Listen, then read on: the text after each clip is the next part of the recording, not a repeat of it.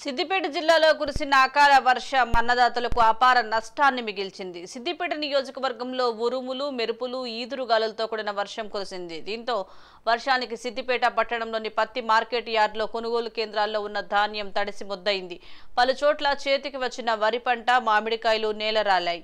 కొనుగోలు కేంద్రాల్లో సరైన వసతులు లేకపోవడంతో ధాన్యం తడిసిపోయిందని రైతులు ఆవేదన వ్యక్తం చేశారు. తడిసిన ధాన్యాన్ని ప్రభుత్వం కొనాలని రైతులు కోరారు.